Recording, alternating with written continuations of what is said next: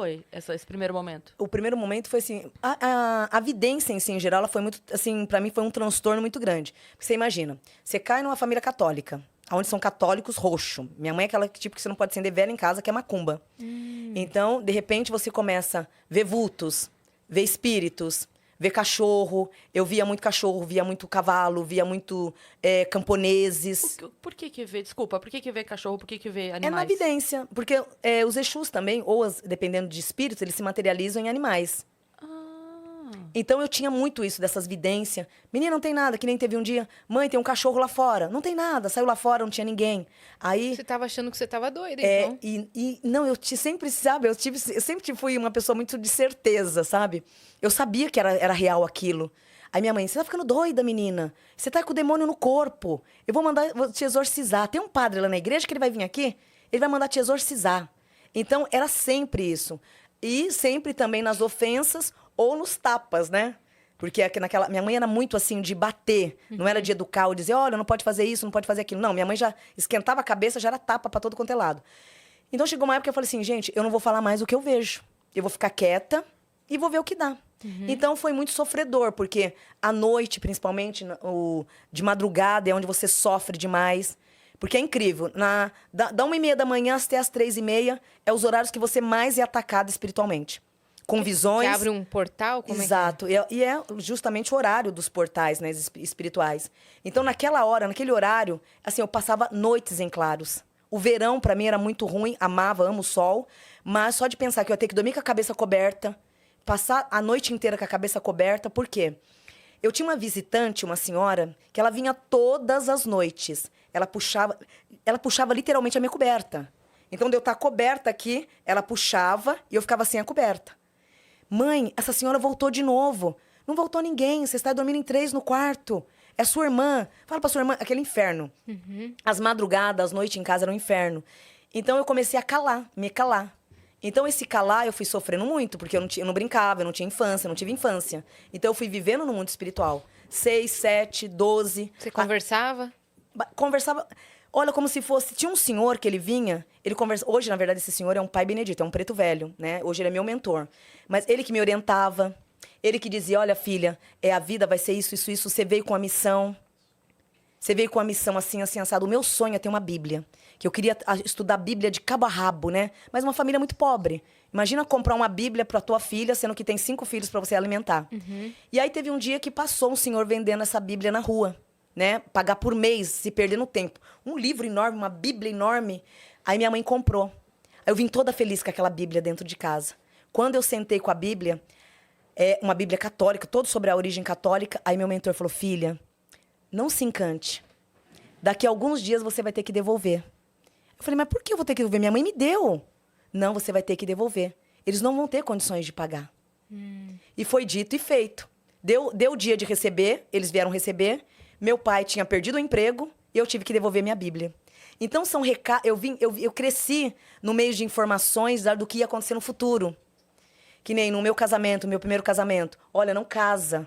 Ele falava? Ele falava, não casa. Mas eu já estava tão cansada de estar monitorada para o mundo espiritual, com todo respeito. Eu queria ter minha vida. Eu queria brincar normal na rua. Eu queria sair com as minhas amigas. Eu queria ter uma adolescência. Se é pra errar, então vamos errar, né? Sim, sabe? Eu sou uma pessoa que hoje eu tenho 49 anos. Se você perguntar, você saiu à noite? Não. Você foi em danceteria? Não. Você vai em barzinho? Nunca fui. Então, eu não sei o mundo externo. Eu não vivi o mundo externo. Vivi só para a espiritualidade o tempo inteiro.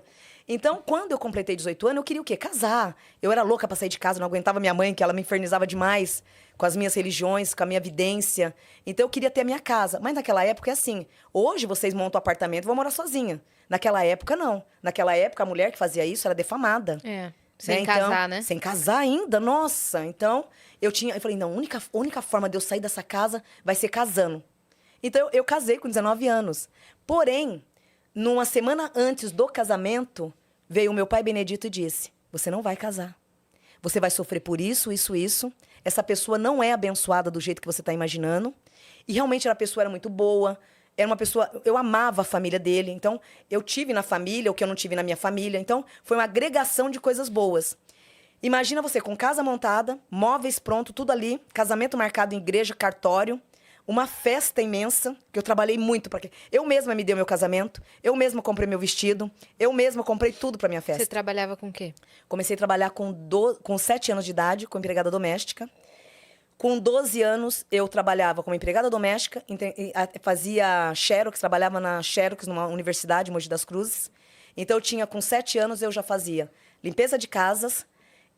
Aí, com 7, 8, 9 anos, continuava fazendo faxina nas casas e tirava Xerox. Tinha uma universidade onde eu trabalhava na impressora, tirando Xerox. Eu sempre tive 3 empregos o tempo inteiro. E sempre naquela ambição de crescer, de buscar.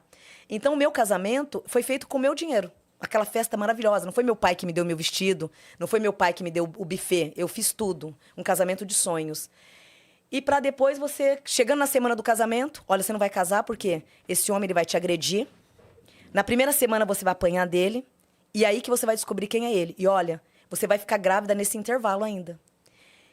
Bebezona, eu tomava Perlutan, porque eu não queria engravidar, eu queria um processo da minha vida. Tudo na minha vida é o pra quê e o porquê. Então, primeiro eu vou construir uma casa, depois eu vou casar, primeiro eu vou ter a estabilidade para depois eu fazer. Eu sempre fui disso. Uhum. Então, de repente, vem um mentor e fala que você não vai casar porque você vai sofrer. Aí foi o dia que eu me revoltei. Eu falei, não, chega! Chega, eu não quero mais ficar ouvindo. Eu vou viver a minha vida. Eu tenho que viver, eu tenho que passar por isso. Ele só bateu nas minhas costas e disse, então vai viver. Mas vai ser os piores momentos da tua vida. E você não vai poder voltar para trás. Bebezona, eu casei no dia 19 de novembro de 1993. Em fevereiro, eu levei a primeira surra do meu marido. Nossa. Depois, eram agressividades o tempo inteiro. O tempo inteiro. Ele começou a beber. Usuário de droga, que eu não sabia. Por quê? Eu não vivia lá fora. O meu mundo era o zen dentro de casa. Uhum. Então, o casamento me mostrou os 4 anos de namoro, usuário de droga, alcoólatra. Então, juntou toda aquela agressividade. E eu sempre trabalhando, porque eu sou muito ambiciosa, não vou negar pra você. Eu tenho uma ambição muito sadia. Eu quero, eu vou, eu busco, luto, eu trago. Mas eu trago a caça, nem que seja no sangramento, mas ela tá nas minhas costas. Uhum. E isso irritava muito ele. E essas agressões eram porque, olha, comprar essa poltrona, por quê? Não, imagina, você não vai comprar essa poltrona. Nós somos de uma família pobre, não precisamos da poltrona. Então, é um casamento que ele sempre tentava o quê? Me deixar para trás, me derrotar financeiramente, e depois começou as disputas, porque tudo que eu começava a buscar, eu trazia. Então, nisso, você vai crescendo, né? Imagina uma pessoa que começou a trabalhar com 7 anos de idade, né? Aos 20 anos vai estar muito bem. E foi o que começou a acontecer. Mas começou as agressividades. Eu disse, eu vou embora, vou me separar desse cara. Pedi pra minha mãe, mãe, posso voltar? De jeito nenhum. Vai você e seus demônios dos infernos. Você vai ficar aí, você não vai voltar, não. Falei, mãe, tá acontecendo isso, ele me bateu. É pouco, porque você tá cheio de espírito. Você vive com seus demônios. E esses demônios seu que tá causando essas coisas. Não é ele, não. Ele é um menino bom. É você que não presta. Eu fiquei 7 anos casada. Aí chegou uma hora que eu falei, chega, eu não vou mais discutir. Você não estava mais escutando nada, porque nada. Você se fechou. Me fechei pro mundo, não estava tendo evidência de Pai Benedito. Ele sempre vinha, 7 anos sem ter contato com o mundo espiritual. E apanhando. Apanhei muito, muito, mas eu comi o pão que o diabo amassou. A crise financeira veio, porque, imagina, 7 anos, eu sempre tive reserva. Então chegou uma hora que a reserva acabou. Pra você ter ideia, eu comprei o meu primeiro lote, meu primeiro terreno, com 16 anos. Eu tive que vender ele para me comer aos 20 anos de idade. Ele que me sobreviveu, porque não tinha mais nada. Então, foi uma luta muito grande. Quando eu pedi para voltar, a minha mãe, não, você não vai voltar. Mas, se eu tivesse ouvido o que esse mentor tivesse me dito, nada disso teria acontecido. Então, a minha vida sempre foi de muitos recados. Hoje, se você falar assim, Wandinha, tudo que você faz, tudo que eu faço, eu consulto antes. Eu não quero passar mais atropelando os caminhos. E a partir do momento que eu aceitei quem eu sou, porque é muito difícil você, com 15, 16 anos, ver suas amigas saindo, ver suas amigas viajando, e você viver o mundo espiritual. Eu vivi o mundo espiritual. Inclusive, esses dias eu vi uma matéria de umas crianças médio. Eu falei, gente, não faça isso. Deixa essas crianças viverem. Deixa elas terem a infância, deixa elas curtir a infância. Porque aí você acaba não tendo vida. Você vai numa festa, você é uma criança de 12, 13 anos, vai numa festa, olha, você tá vendo algum espírito? Olha, como que tá minha mãe?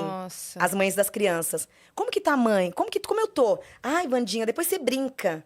Então, a minha vida passou a ser a vidente das festas. Né? Então, eu parei de ir em festas sociais, rede social, né?